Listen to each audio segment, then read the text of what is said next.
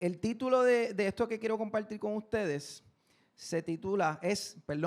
valga la redundancia, deja que Dios te dé nombre. Y yo creo que todo el mundo desea ser alguien en la vida. Y deseamos que nuestros padres se sientan orgullosos de nosotros, ser reconocidos en nuestro trabajo.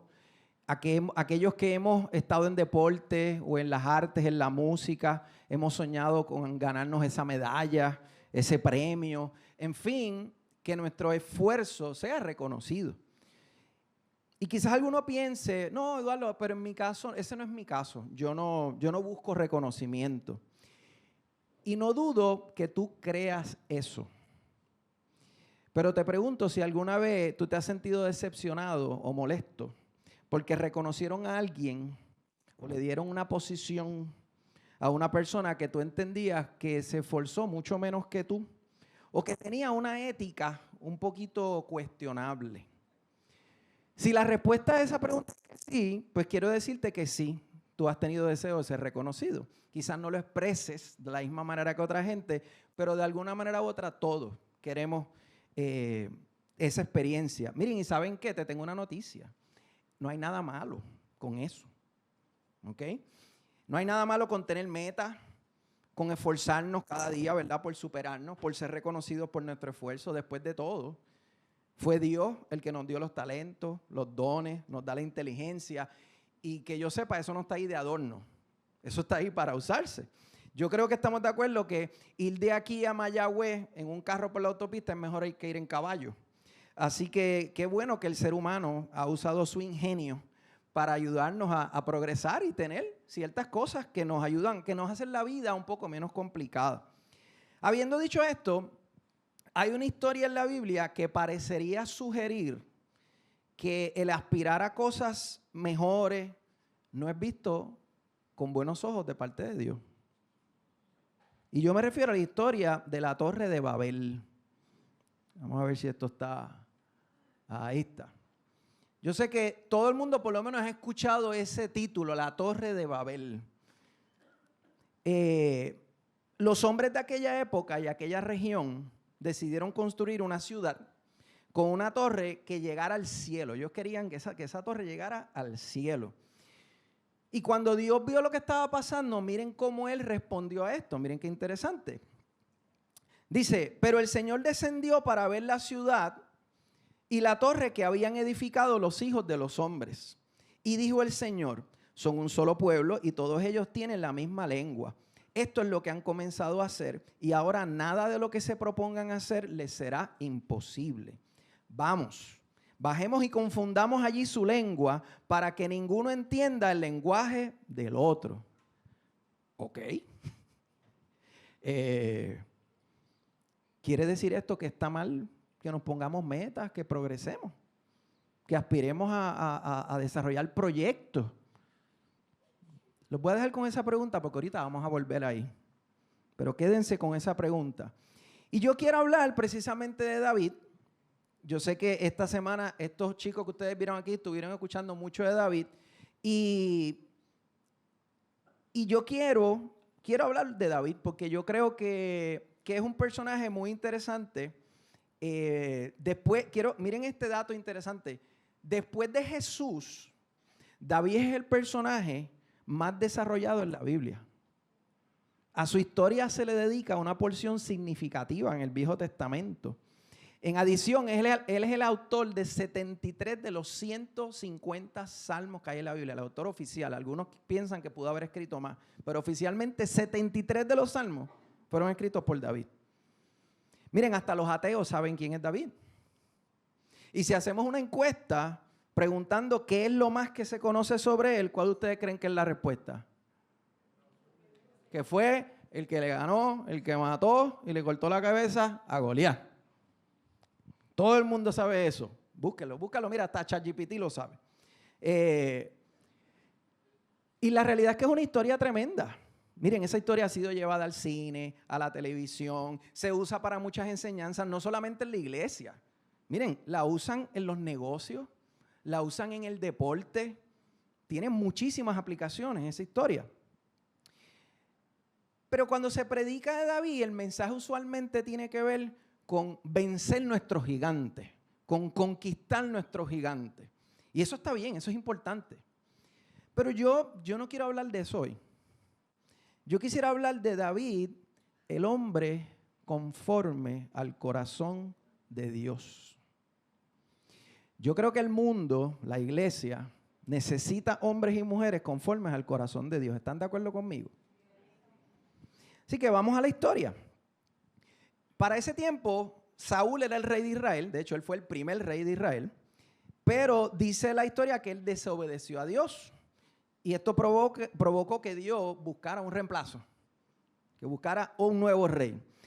Y vamos a estar leyendo básicamente entre primeras de Samuel 16 y 17, pero quiero ir un poquito atrás para que entiendan lo que pasó con Saúl primero. Primera Samuel 13, 14 dice: pero ahora tu reino, este es Samuel, el profeta de Samuel hablándole a Saúl, ahora tu reino tiene que terminar porque el Señor ha buscado a un hombre conforme a su propio corazón. El Señor ya lo ha nombrado para ser líder de su pueblo porque tú no obedeciste el mandato del Señor. Dios valora mucho la obediencia, hermano. Y eso está a través de toda la palabra. Jesús incluso le decía a sus discípulos que la mejor manera de demostrarle su amor era siguiendo lo que él decía, haciéndole caso a sus mandamientos, a sus enseñanzas. Lamentablemente Saúl falló en esto. Y sabemos que ese hombre al que Samuel se refiere que el Señor ha buscado es David. ¿Y cómo sabemos que él es David? Porque en Hechos 3:22 dice: pero Dios quitó a Saúl y lo reemplazó con David, un hombre de quien Dios dijo: he encontrado en David, hijo de Isaí, a un hombre conforme a mi propio corazón. Él hará todo lo que yo quiero que haga. Y vemos aquí un contraste entre Saúl, quien dice la historia que desobedeció a Dios, y David, quien aquí dice que lo obedecería. Fíjese lo que dice, él hará todo lo que yo quiero que haga. Eso en arroyo habichuela es obedecer. Así que Saúl desobedeció, David iba a obedecer. Vayamos tomando nota de esos detalles, de esas cualidades. En 1 Samuel 16 nos cuenta que Dios le dijo a Samuel que fuera a Belén. ¿De dónde es Jesús? De Belén. En este caso estamos hablando de David. Le dijo a Samuel que fuera a Belén, a casa de un hombre llamado Isaí, porque había escogido a uno de sus hijos como rey. Y Samuel siguió esas instrucciones. Y esto fue lo que ocurrió cuando él conoció a los hijos de Isaí. Los versículos 6 al 9. Cuando llegaron, Samuel se fijó en Eliab, que era el hermano mayor, el hijo mayor, y pensó: sin duda que este tiene que ser el ungido del Señor. Pero el Señor le dijo a Samuel: no te dejes impresionar por su apariencia ni por su estatura, pues yo lo he rechazado. La gente se fija en las apariencias, pero yo me fijo en el corazón. Entonces Isaí llamó a Abinadab para presentárselo a Samuel, pero Samuel dijo: este no es tampoco. A este no lo ha escogido el Señor. Luego le presentó a Sama y Samuel repitió: tampoco a este lo ha escogido el Señor. Miren, y Eliab tiene que haber sido tremendo campeón. Tiene que haber tenido un aspecto impresionante para que Samuel reaccionara así cuando lo vio. Pero miren por qué esto es así. Hasta ese momento, la única referencia que el pueblo tenía de lo que debía ser un rey era Saúl, porque solamente había existido un rey. Y ustedes saben cómo describen a Saúl. En 1 Samuel 10 dice que Saúl era tan alto que nadie le llegaba al hombro. Así que si Eliab era como Saúl, era de entenderse que Samuel lo viera y pensara: este es el ungido del Señor. Porque él estaba mirando con lo que conocía, con lo que sus ojos le estaban diciendo.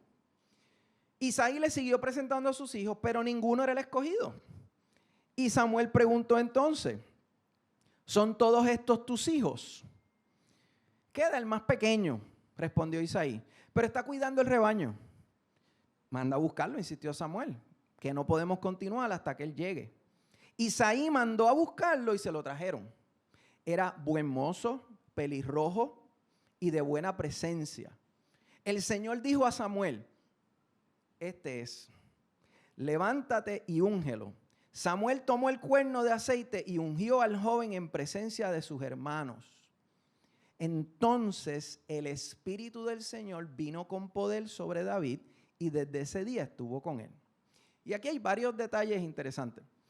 En este punto no se menciona aún ninguna cualidad interna o de carácter de David. Todo lo que estamos viendo es, pues, era pastor, cómo se veía físicamente. Y las cualidades externas que se mencionan no indican que tenía el aspecto impresionante de su hermano mayor o de Saúl. Cuando aquí dice que era buen mozo, pelirrojo, miren, no estaban diciendo que parecía un galán de novela. ¿Ok? Era más como que es de lo más cute, qué lindo. Mira, los estudiosos dicen que David para esa época tenía entre 10 y 15 años. Eso era un niño. Eso no era nada impresionante. Así que era eso, era como cuando uno ve un perrito, mira qué lindo. Pues yo imagino que era como que, oye, mira, de lo más cute este nene. No era nada impresionante. Ahora, cuando fue ungido, dice que el Espíritu del Señor vino con poder sobre él y de ahí en adelante siguió con él. Cuando Dios escoge una persona, la capacita. Él no espera que estemos capacitados para escogernos. Él busca un corazón dispuesto. Él busca a alguien que diga, Señor, dale, yo voy. No sé cómo voy a ir. No tengo todo lo que necesito.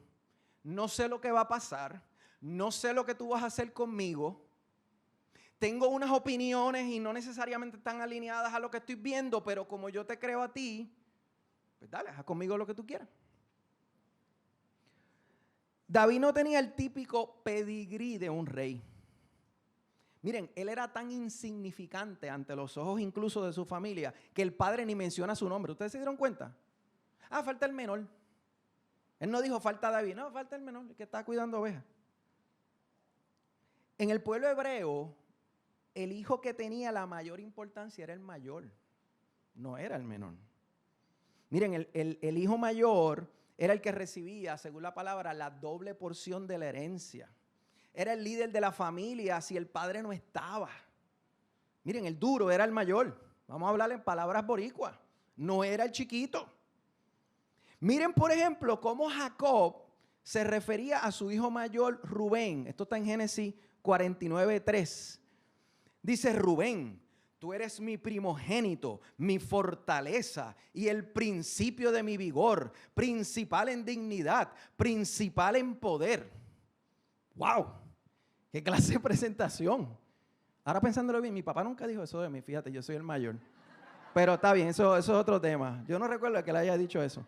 Pero está bien. No, yo sé que ellos me aman. Eso es otro tema.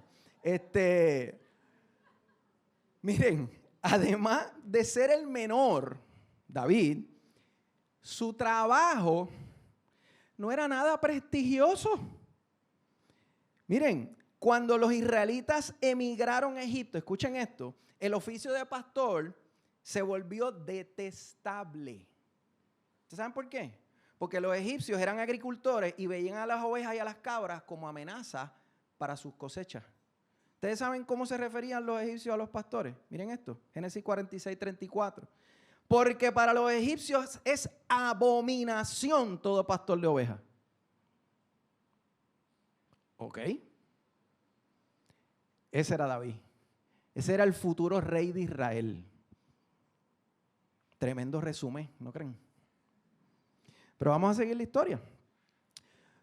Un día, un espíritu maligno comenzó a atormentar a Saúl, al rey Saúl. Y le sugirieron que buscara a alguien que supiera tocar el arpa para que se sintiera mejor. ¿Y qué ustedes creen? David tocaba arpa. Uno de sus servidores le sugirió que buscara a David, que llamara a David.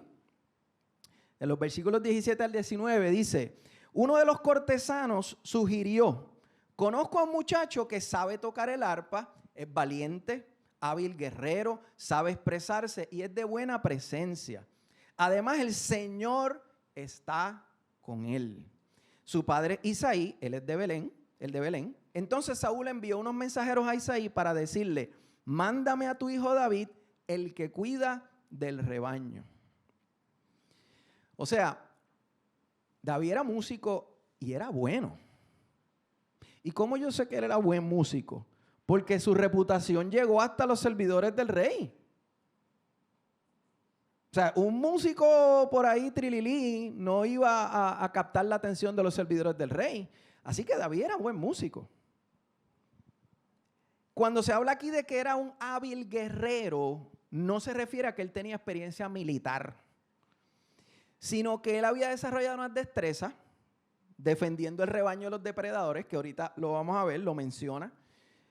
Pero no era porque él era un gran militar o un gran soldado. Pero lo más importante aquí es que Dios estaba con él. Eso era la cualidad más importante. Seguimos los versículos 21-23. Dice, estamos bien. Cuando David llegó, se puso al servicio de Saúl, quien lo llegó a apreciar mucho y lo hizo su escudero. Luego Saúl mandó este mensaje a Isaí: permite que David se quede a mi servicio, pues me ha causado muy buena impresión. Cada vez que el espíritu de parte de Dios atormentaba a Saúl, David tomaba su arpa y tocaba.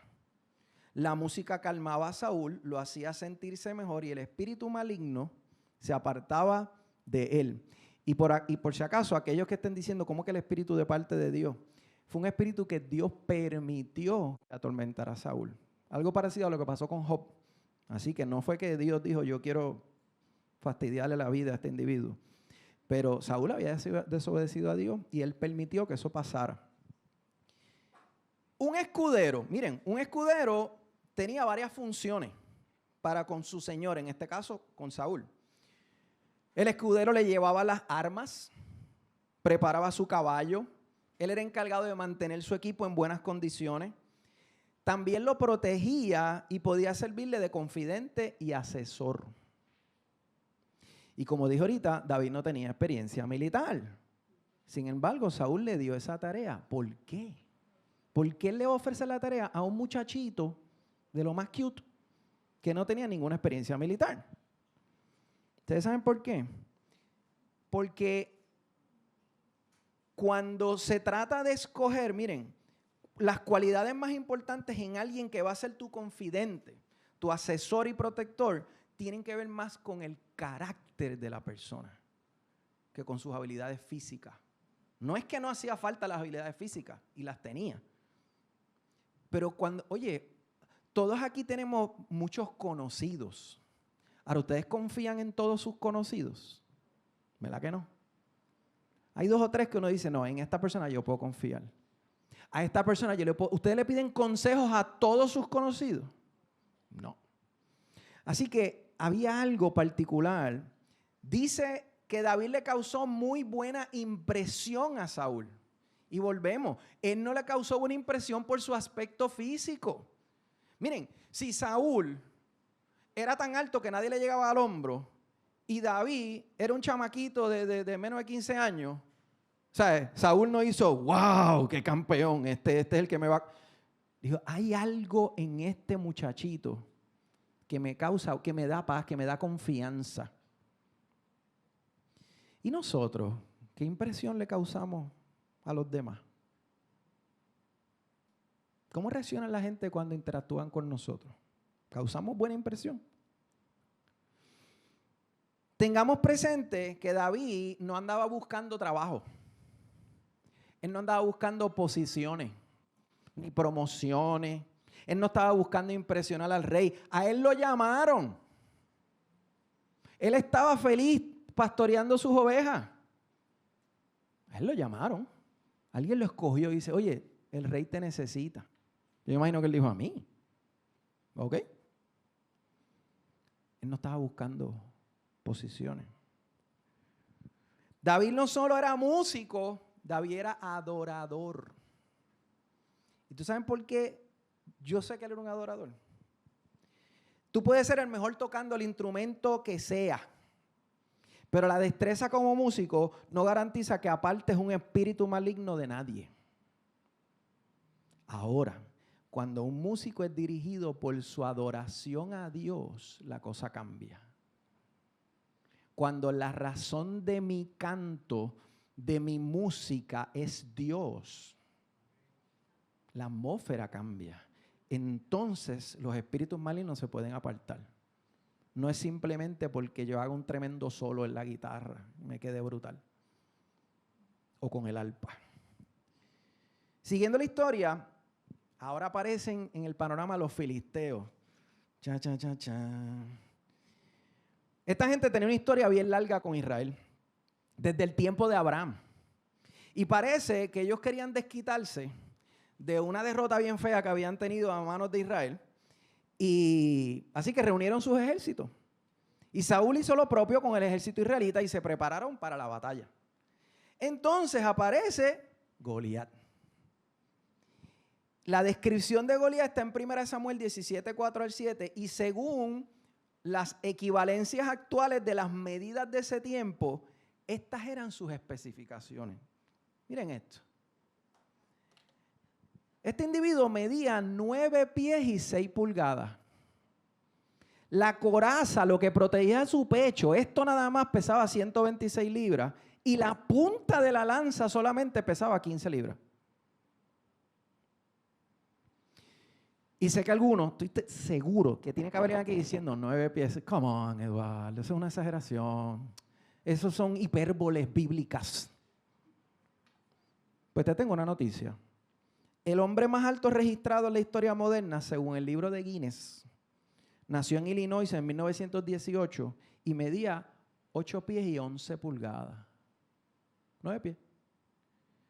Así que creo que no es imposible. ¿Qué hizo Goliat entonces? ¿Qué era lo que tenía este individuo? Digo, creo que tenía ya bastante con esas especificaciones, ¿verdad?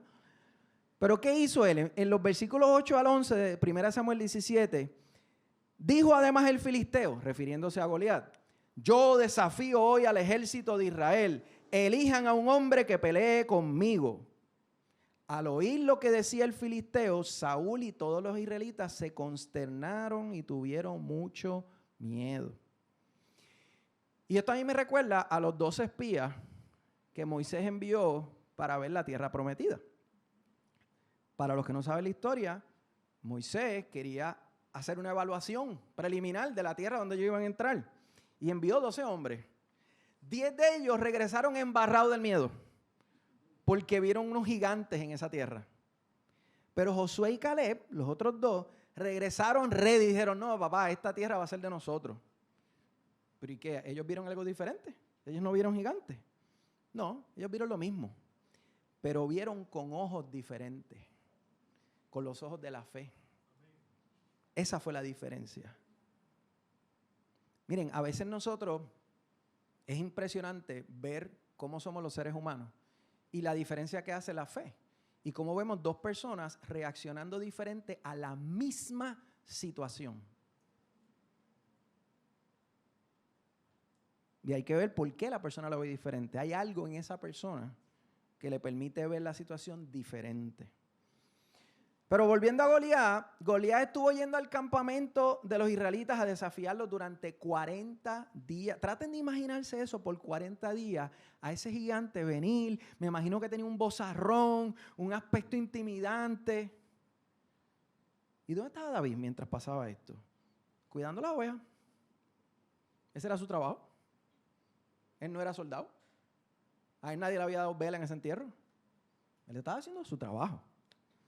Ahora, sus 3 hermanos mayores eran parte del ejército de Saúl y estaban en el campamento israelita, y esto es lo que lleva a David al lugar de la acción. Miren lo que dice los versículos 17 al 19. Un día Isaí dijo a su hijo David: toma este efa de trigo tostado y estos 10 panes y vete pronto al campamento para dárselo a tus hermanos. Lleva también estos 10 quesos para el comandante del batallón. Averigua cómo les va a tus hermanos y tráeme una prueba de que ellos están bien. Miren, yo leía eso y decía: David era el Yevitray de la familia. De verdad. ¿Sabes? Toma, vete, dale, lleva, averigua, tráeme. Miren, yo creo que ahora mismo hay algunos que están teniendo flashback de cuando eran chiquitos y no tan chiquitos. ¿Cuántos aquí tenían padres madres que eran, ¿verdad?, que le gustaba darte muchas instrucciones. Sobre todo, si tú estabas tranquilo viendo televisión, pero tienes que estar haciendo algo. Así que, ¿verdad?, no estoy hablando de ninguna madre en específico, ¿ok? Pero David, ahí estaba. ¿Está bien? Yo no sé ustedes, pero esto no parecía alguien que algún día reinaría al pueblo de Israel. Hasta ahora yo no veo nada que diga, este va a ser el rey. Pero si lo que hacían era mandarlo. ¿Qué dicen los versículos 20 y 22? David cumplió con las instrucciones de Isaí. Se levantó muy de mañana y después de encargarle el rebaño a un pastor, tomó las provisiones y se puso en camino. Llegó al campamento en el momento en que los soldados, lanzando gritos de guerra, salían a tomar sus posiciones. David, por su parte, dejó su carga al cuidado del encargado de las provisiones y corrió a las filas para saludar a sus hermanos. David era un hijo obediente, hermano. Y él cumplió todo lo que su padre le dijo y al parecer lo hizo sin quejarse. ¿Y tú sabes por qué yo me atrevo a decir que lo hizo sin quejarse? Porque si algo yo he aprendido de la Biblia es que cuando quiere puntualizar algo, lo dice. Si la actitud de David hubiese sido una de queja, hubiese estado escrito en la palabra. Yo te lo garantizo. Yo me atrevo a decir con total certeza que si no lo dice es porque David dijo, ok, voy. Yo quisiera decir que cuando a mí me daban esas instrucciones cuando chiquito, yo era igual, no siempre. Las hacía, pero no sé si con el mismo amor que lo hizo David. David era responsable, hermano. Yo no sé si ustedes se están dando cuenta de algo ahí. El trabajo principal de David era cuidar un rebaño de ovejas. Esa era su responsabilidad. Y como esa era su responsabilidad, él se aseguró antes de irse de que ese rebaño estuviera cuidado. Después de encargarle el rebaño a un pastor. O sea, él no se fue de allí sin estar seguro que las ovejas estaban bien cuidadas. David sabía delegar. Y eso es una cualidad importante de un líder. Saber delegar. Dios sabía que si David tenía este nivel de compromiso con el cuidado de unas ovejas, podía tenerlo con el pueblo de Israel. Porque el que es fiel en lo poco, es fiel en lo mucho. Mientras David hablaba con sus hermanos, salió Goliat a desafiar nuevamente al ejército de Israel y David lo escuchó. David no tenía idea de lo que estaba pasando. David se enteró ese día y escuchó al gigante diciendo lo que estaba diciendo. Algunos decían que el rey iba a dar recompensas a la gente con riqueza. Al que matara a Goliat, el rey lo iba a recompensar con riqueza. Y David reaccionó a lo que estaba observando y lo que estaba escuchando. Y miren cómo reaccionó. En los versículos 26 al 27. David preguntó a los que estaban con él, ¿qué dicen que darán a quien mate a este filisteo y salve así el honor de Israel? ¿Quién es este filisteo incircunciso que se atreve a desafiar al ejército del Dios viviente? A la pastora Sagri yo sé que le encanta esa parte, ¿verdad que sí? Al que lo mate, repitieron, se le dará la recompensa anunciada. David estaba molesto con lo que estaba viendo. ¿Por qué estaba molesto? Porque vemos aquí un hombre pagano que no era parte del pueblo de Dios, amenazando al pueblo de Dios y burlándose del pueblo de Dios. ¿Y qué hacían los israelitas? Escondiéndose con miedo. Asustados. Yo imagino que David dijo, ¿es en serio? ¿Es en serio que ustedes están todos asustados? David sabía a quién él le servía y a quién le servía Goliat. Y él no podía creer que hiciera falta una recompensa como incentivo para que alguien salvara el honor de Israel. Cuando él preguntó qué es lo que dicen que le van a dar, él no lo está diciendo porque él quiere la recompensa. Es porque él no puede creer. ¿En serio que tienen que ofrecerle una recompensa? ¿A esto hemos llegado? Miren, imagínense que alguien venga a amenazar a tu familia y a burlarse de ella. ¿Tú esperarías que alguien te ofrezca chavos para defenderla? Yo espero que la contestación sea que no. Pero a eso habían llegado 40 días y nadie se atrevía a meterle mano a Goliat. Interesantemente, el hermano mayor de David no tomó bien la llegada de su hermano allí. Y miren cómo reaccionó Eliab en los versículos 28 al 29. Eliab, el hermano mayor de David, lo oyó hablar con los hombres y se puso furioso con él. Entonces reclamó: ¿qué has venido a hacer tú aquí? ¿Con quién has dejado esas pocas ovejas en el desierto? Yo te conozco, tú eres un atrevido y un malintencionado. Seguro has venido aquí para ver la batalla. Y la reacción de David me encanta. ¿Y ahora qué hice? Pues si apenas abrí mi boca. Miren, a todos los que tenemos hermanos, esa reacción nos trae muchos recuerdos. ¿Pero qué sé yo? ¿Por qué tú estás dando conmigo? Me salvé yo ahora. Miren, ¿qué es más fácil creer? ¿Que David era malintencionado o que Eliab estaba quizás celoso porque siendo el mayor él no fue ungido como rey? Acuérdense que dice la historia que David fue ungido frente a sus hermanos. Eliab estaba allí. Cuando escogieron a este chamaquito pastor de ovejas de los más cute y sin ninguna experiencia militar para ser el rey de Israel. Yo no creo que el problema era que David era malintencionado. Había algo en el corazón de Eliab. Interesantemente, David pudo haberse enfrascado en una discusión con su hermano. David pudo haber dicho: ¿pero qué te pasa a ti? Pues si tú, mira, para empezar, él le pudo haber dicho: para empezar, yo dejé cuidando las ovejas, así que deja de estar diciendo que las dejé sin cuidar. Segundo, a mí fueron los que me mandaron para acá. Tu papá fue el que me pidió que viniera a traerles comida a ustedes. ¿Y por qué tú? Pero David no hizo nada de eso. Mira lo que dice en los próximos versículos. Apartándose de su hermano, preguntó a otro: ¿quién dijeron lo mismo? Entonces David dijo a Saúl: nadie tiene por qué desanimarse a causa de este filisteo. Yo mismo iré a pelear contra él. ¿Cómo vas a pelear tú solo contra este filisteo?, respondió Saúl. No eres más que un muchacho, mientras que él ha sido un guerrero toda la vida. David no permitió que los comentarios de su hermano lo distrajeran de lo que era verdaderamente importante en ese momento. Así hacemos nosotros, ¿verdad? ¿Cuántas veces nosotros tenemos una encomienda bien clara, ya sea divina o ya sea en nuestro quehacer diario, y nos distraemos por cualquier discusión, cualquier dicho, cualquier reclamación? Viene alguien, el celular, el mensajito, Yo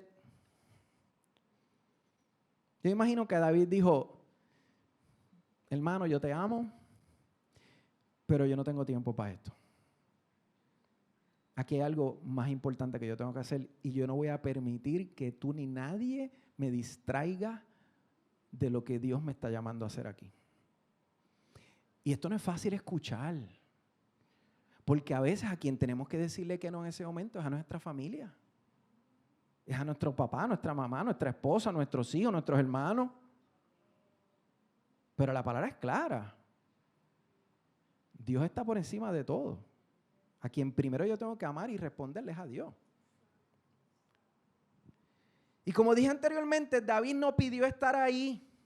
Miren, él no andaba buscando una oportunidad de mostrar sus habilidades y que otros lo reconocieran. Él sabía que alguien tenía que representar al ejército de Dios y servirle con valentía, y él se tiró al medio. Por eso es que yo puse ahí: David surge como líder. David no lleva años soñando: yo sueño con el día que yo tenga la oportunidad de probarle a todo el mundo que yo puedo ser un tremendo guerrero y que yo voy a tenerla bien conocido en todo Israel. Él estaba ahí en el momento preciso, y al él darse cuenta que nadie estaba haciendo lo que tenía que hacer, él dijo: bueno, pues yo lo voy a hacer. Se estima que David tenía entre 16 y 19 años cuando se enfrentó a Goliat. Por eso Saúl se refiere a él como no más que un muchacho. Porque nuevamente Saúl lo que estaba mirando era con sus ojos carnales. Él estaba diciendo, tú con 16 años, Goliat lleva siendo guerrero toda la vida, tú no tienes break, tú no tienes un chance, es imposible. Pero David le explicó a Saúl que parte de cuidar el rebaño de su padre incluía enfrentar animales que intentaban llevarse las ovejas. Y él le dijo a Saúl que él había incluso matado leones y osos para defender a su rebaño. Y mira lo que dijo en los versículos 34 al 37. Si este siervo suyo, ha matado leones y osos, lo mismo puede hacer con ese filisteo incircunciso, porque está desafiando al ejército del Dios viviente. El Señor que me libró de las garras del león y del oso, también me librará de la mano de este filisteo. Ese trabajo considerado abominación por los egipcios, Dios lo usó como preparación para su batalla. Miren, ¿cuántos de nosotros hemos subestimado el lugar donde estamos? ¿Cuántos estamos quejándonos, desesperados por ser promovidos, porque nos saquen de donde estamos, porque aquí yo no estoy haciendo nada, aquí nadie me ve, esto no significa nada, aquí no me pagan bien, aquí no me reconocen? Pues Dios usó la abominación de trabajo que tenía para llevarlo a vencer a ese gigante. Miren, y David estaba seguro de la victoria por dos razones. Primero, porque a quien estaba desafiando Goliat era a Dios mismo. No era a los hombres de Israel, era a Dios. Y la palabra dice que Dios no puede ser burlado. Y él estaba claro. Segundo, porque Dios es el mismo ayer, hoy y siempre. Y si Él lo había librado en el pasado, lo podía librar en el presente. Porque Dios no cambia, hermano. Qué bueno que Él no cambia. A veces la gente, a mí me da gracia cuando los matrimonios, ay, pero es que hay que romper la rutina porque esto es muy predecible. ¿Sabes qué? No siempre lo impredecible es mejor. A mí me encanta que Dios sea predecible. ¿En qué sentido es predecible? Que yo sé que yo siempre puedo confiar en Él. Yo sé que siempre dice la verdad. Yo sé que sus promesas son sí y amén. Yo sé que cuando Él dice algo, lo hace, lo cumple. Qué bueno que Dios es predecible. Siguiendo la historia, en los versículos 38 al 40, dice, Saúl vistió a David con su uniforme de campaña, le entregó también un casco de bronce y le puso una coraza. David se ciñó la espada sobre la armadura e intentó caminar, pero no pudo porque no estaba acostumbrado. No puedo andar con todo esto, le dijo a Saúl, no estoy entrenado para ello. De modo que se quitó todo aquello, tomó su bastón, fue al río a escoger 5 piedras lisas y las metió en su bolsa de pastor. Luego, honda en mano, se acercó al filisteo. Miren, ¿cuántas veces nosotros hemos tratado de ser algo o alguien que no somos? ¿Cuántas veces le hemos huido a nuestra realidad? Ahorita Sheila hablaba de eso, ¿verdad? Que a veces cuando estamos en medio de problemas tratamos como que de distraernos y lo que estamos es buscando huirle a la realidad. La fe, hermano, no significa que ignoremos nuestra realidad. Tener fe significa confiar que las habilidades y destrezas que tenemos son las que Dios nos ha dado y va a usar para sus propósitos y para su gloria. Y David tenía bien claro eso. Ahora, ¿qué hace Goliat cuando ve a David? Dice, echó una mirada a David y al darse cuenta de que era apenas un muchacho pelirrojo y buen mozo, con desprecio dijo, ¿soy acaso un perro para que vengas a atacarme con palos? Y maldiciendo a David en nombre de sus dioses, añadió, ven acá, que voy a echar tu carne a las aves del cielo y a las fieras del campo. El enemigo, iglesia, siempre busca desacreditarnos con mentiras y burlas, señalando nuestras limitaciones, debilidades y nuestros pecados. Pero ¿sabes lo que el enemigo jamás podrá hacer? Vencer a Dios, que es nuestra fortaleza, que era la fortaleza con la que iba David. Y David sabía eso y sabía quién era el protagonista de esa y de todas las batallas. Miren lo que dice en los próximos versículos. David contestó: tú vienes contra mí con espada, lanza y jabalina, pero yo vengo a ti en el nombre del Señor de los ejércitos, el Dios de los escuadrones de Israel, a quien has desafiado.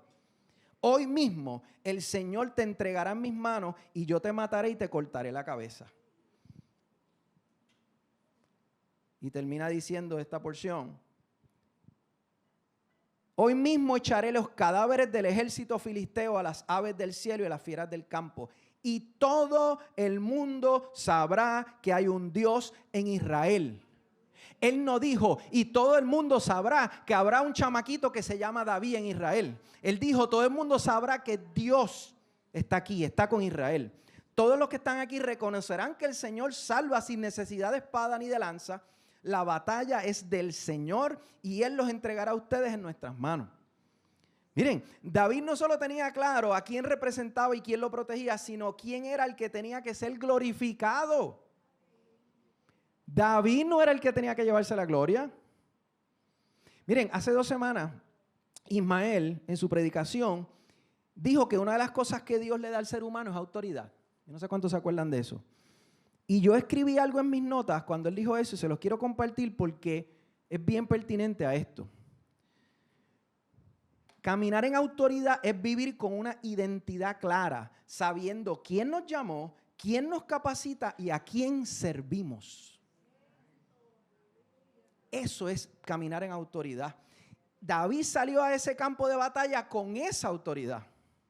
Y así es que nosotros necesitamos salir todos los días de nuestra casa.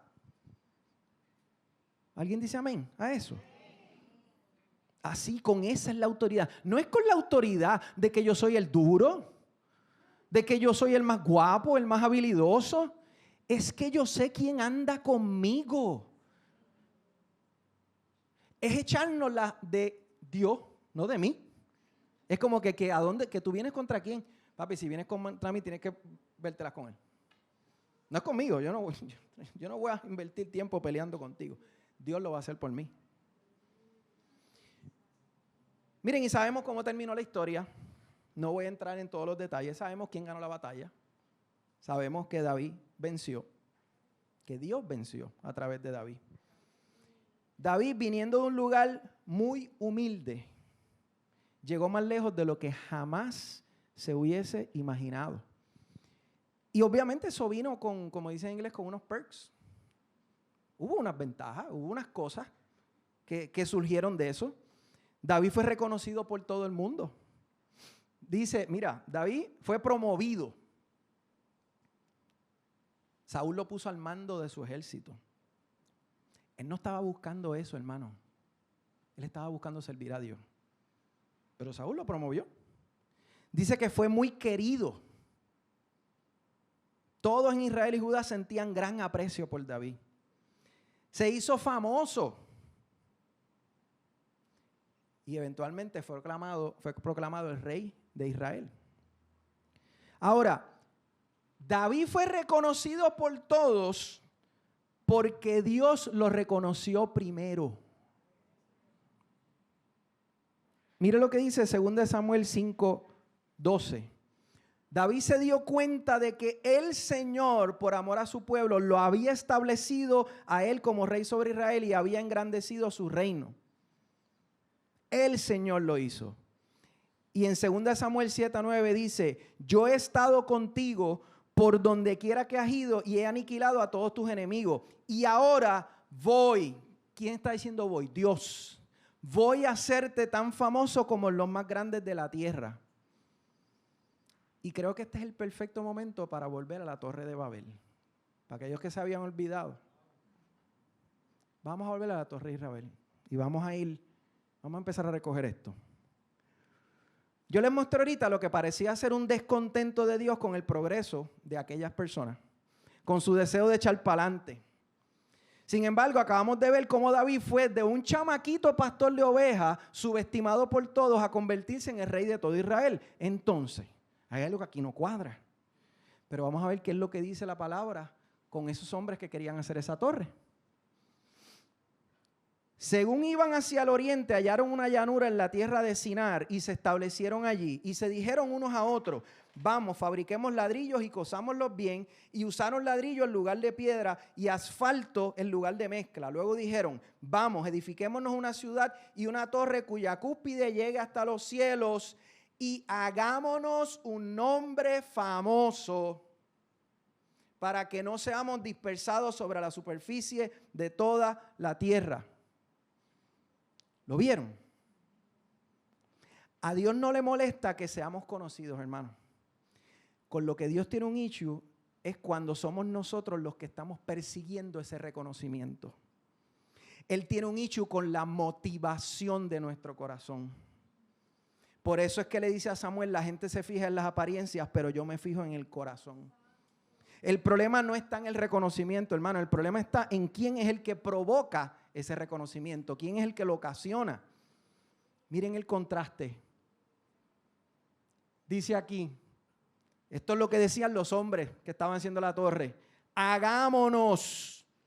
Ese era el foco de ellos. Ellos querían ser famosos. Ellos querían ser reconocidos por todo el mundo. Miren nuestros grandes logros, nuestros grandes proyectos. Hermanos, y el mundo está lleno de torres de Babel.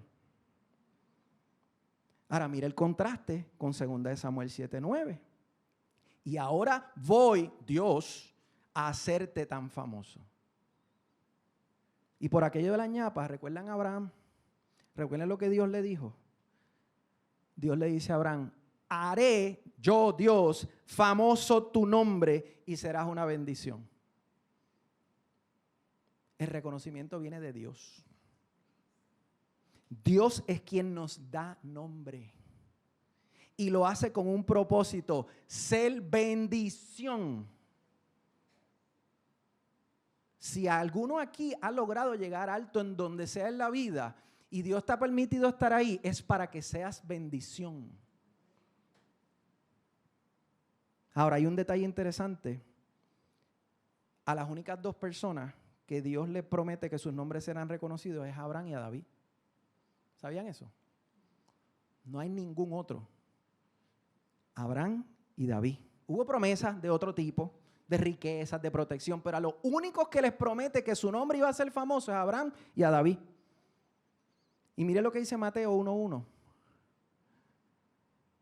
Está hablando de la genealogía de Jesús y dice: Jesucristo, hijo de David y de Abraham. ¿Por qué? ¿Cuáles fueron las promesas que le hicieron a estos dos hombres? Por medio de ti serán bendecidas todas las familias de la tierra. ¿A quién se está refiriendo esa promesa? A Jesús. Y la promesa a David: pondré en el trono a uno de tus propios descendientes y yo afirmaré el trono de su reino para siempre. ¿De quién están hablando? De Jesús. Abraham y David fueron reconocidos porque por medio de su linaje llegaría aquel cuyo nombre es sobre todo nombre, el nombre más grande, Jesús. Abraham y David fueron grandes, hermanos, pero fueron imperfectos y fueron mortales. Jesús es el único hombre perfecto y el que venció la muerte. Él es nuestra meta y la responsabilidad de la iglesia es llevarnos a esa meta, hermano. En Efesios 4:13 dice: hasta que todos alcancemos tal unidad en nuestra fe y conocimiento del Hijo de Dios que seamos maduros en el Señor, es decir, hasta que lleguemos a la plena y completa medida de Cristo. Y escuchen esto: si nos conformamos a la medida de Cristo, no tenemos que preocuparnos por la medida de Goliat. Te lo voy a repetir. Si nos conformamos a la medida de Cristo, no tenemos que preocuparnos por lo que mida Goliat. No tenemos que andar por la vida tan enfocados en cómo vencer al gigante. Debemos pasar más tiempo en cómo ser un hombre conforme al corazón de Dios. Cuando yo hago eso, olvídate lo que mida el gigante, mi hermano. Porque es que no soy yo el que voy a pelear la batalla. Amén. Te invito a que te pongas de pie, iglesia. Y los del ministerio pueden ir pasando en confianza. Miren, el título de este mensaje es Deja que Dios te dé nombre.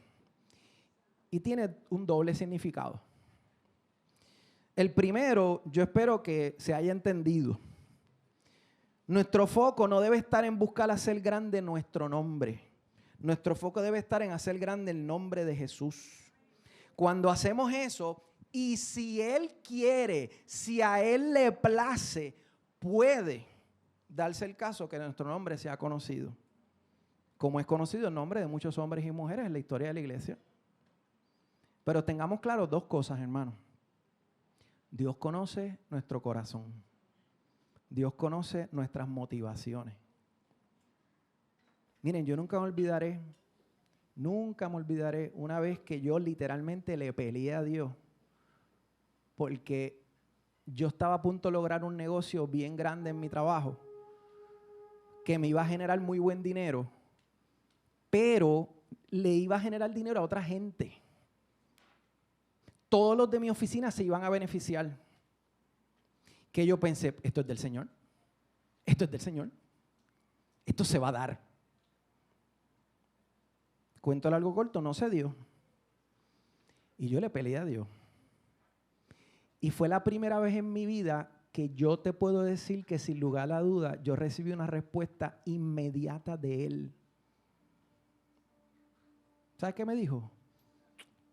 Es que si yo te dejo que esto pase, te vas a recostar de eso. Dios me conoce a mí mejor de lo que yo me conozco, hermano.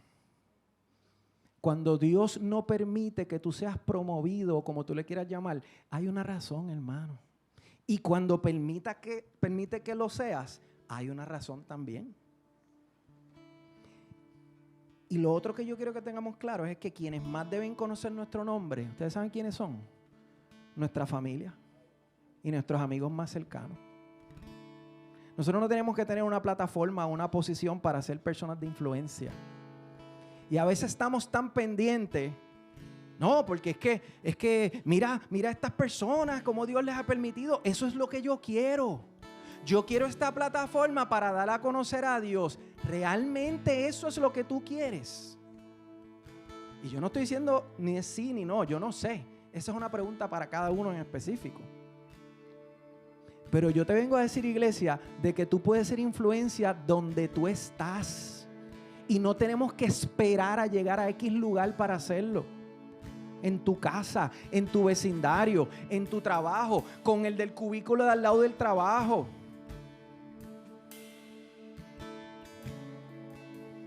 El segundo significado de ese título tiene que ver con nuestra identidad.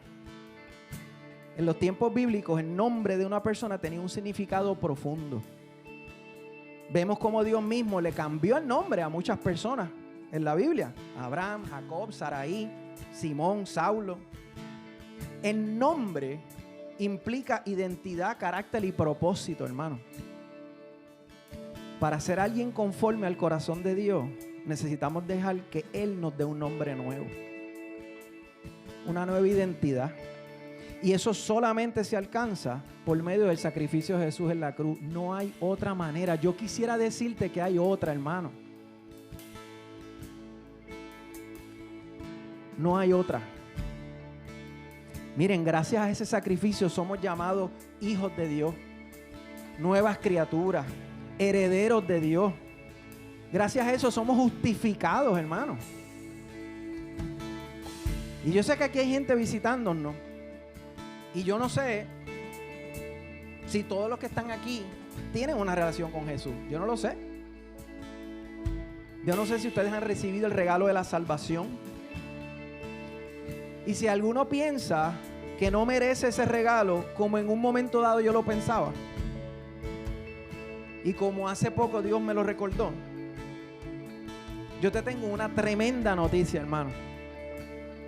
David, con todas sus tremendas cualidades, no fue perfecto. Metió las patas unas cuantas veces, y en una de esas veces la metida de patas fue violenta, literalmente, porque le provocó la muerte a un hombre. ¿Cómo es posible entonces que David fuese llamado un hombre conforme al corazón de Dios. ¿Sabes qué? Porque tan pronto David realizó lo que él había hecho, se arrepintió, hermano. Dios no está buscando gente perfecta. Dios está buscando gente que cuando meta la pata no sea tan orgulloso como yo lo fui por mucho tiempo y todavía a veces me amenaza. Y digamos, ¿sabes qué? Estoy mal. Estoy lejos de ti, Señor. Yo no lo voy a seguir tapando más con la mano. No lo voy a seguir justificando. Estoy mal. Pero ¿sabes cuál es la buena noticia? Que David se arrepintió y recibió el perdón de Dios. Y siguió sirviendo la de Dios. Tuvo consecuencias. Porque las cosas que hacemos tienen consecuencias. Pero ni aún en medio de las consecuencias, él maldijo a Dios. Porque él reconocía su pecado. Él reconocía quién era el único Señor y el único perfecto. Y la buena noticia es que si tú haces lo mismo, vas a tener el mismo resultado, hermano. Porque la promesa no era para David nada más. Era para todo el mundo. Mira lo que dice Efesios 2:8-9. Porque por gracia ustedes han sido salvados mediante la fe. Esto no procede de ustedes, sino que es el regalo de Dios y no por obras para que nadie se jacte, hermano. Gloria a Dios. Pónganse a pensar, hermano, si nosotros para ganarnos la salvación tuviéramos que cumplir con todos los requisitos que describe el Viejo Testamento, ¿quién rayos sería salvo, hermano? Es imposible humanamente hablando. Pero ahí lo más que me encanta de ese versículo es cuando dice, para que nadie se las jacte, para que nadie se las eche, para que nadie ronque, como dicen en la calle. Nos pone en el mismo plano a todos, hermano. La gente habla por ahí de igualdad. La igualdad se encuentra en Cristo, hermano. Ahí es que está la igualdad. Porque Dios no anda mirando el aspecto físico, tus proezas, tu resumen. Dios lo que está buscando es un corazón que diga, Señor, yo no puedo solo. Yo no lo sé. Yo no sé lo que va a pasar. Pero si lo que dice la palabra de ti es cierto, yo quiero eso. Miren, y la invitación para nosotros hoy es bien sencilla. Seamos personas conocidas por hacer conocido a Jesús. ¿Usted quiere ser conocido? ¿Tú quieres ser reconocido? Seamos reconocidos por hacer conocido a Jesús. That's it. No es difícil, hermano. Lo difícil es aceptarlo. Es aceptar mi parte. Y mientras el grupo va a adorar, yo confío en el Señor. Yo sé que hay alguien, que hay personas aquí que están siendo tocadas ahora mismo.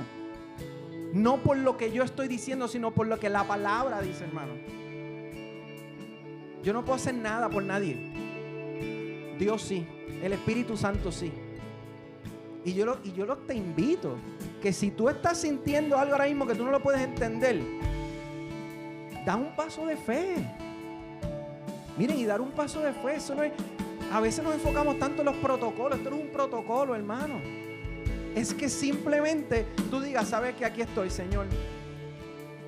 Yo no sé cómo lo voy a hacer, pero yo voy a hacer lo que dice ahí, Señor. Yo te voy a aceptar la verdad. Yo soy pecador.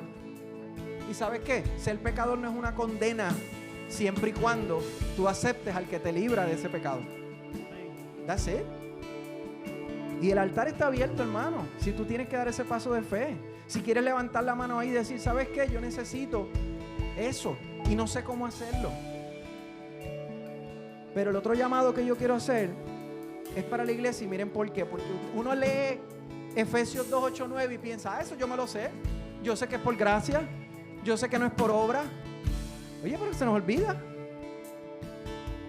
Se nos olvida porque aún siendo veteranos en la iglesia a veces estamos buscando posiciones, estamos buscando reconocimiento, estamos buscando que nos llamen y se nos olvida.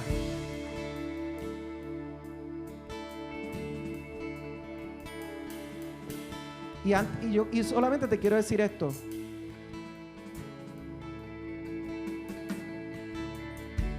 Antes de yo predicar por primera vez, el primer mensaje que yo prediqué, yo lo tenía hacía tiempo. Porque aquí a todo el mundo Dios le habla. Si tú tienes una conexión con Dios, Dios te habla. Y como yo soy como todos los demás, pues a mí me hablaba también. Y Dios me había dado esa palabra hacía tiempo. Y yo decía, si algún día se atreven a ponerme a predicar, yo voy a dar este mensaje. Y yo seguía repitiendo eso. Si algún día, y ustedes saben con lo que Dios me confrontó una noche, me dice, Eduardo, pero ven acá. Si ese mensaje es tan poderoso como tú dices, y es un mensaje que yo te di, ¿qué importa quién lo predique? Miren, y yo me sentí bien confrontado con eso. Al otro día yo llamé a la pastora y dije, pastora, necesito reunirme contigo. Me pasó esto. Y yo tenía ya unas notas de esa predicación y yo le puse los papeles en el escritorio a ella. Pastora, te doy esto. Haz con eso lo que tú quieras. A mí no me importa, porque me di cuenta que yo estaba muy enfocado en el mensajero, no en el mensaje. Y yo creo que por eso fue que después entonces Dios me puso a predicar. Porque dijo, lo entendiste. Ahora lo entendiste. Por eso era que no se iban a atrever a ponerte a predicar, mi hermano, porque te les ibas a echar. Y si Dios me dijera no vas a predicar más, pues no predico más. Pues hablo con mi familia, hablo con mis amigos y donde sea que Dios... Porque no importa la posición, hermano. Amén.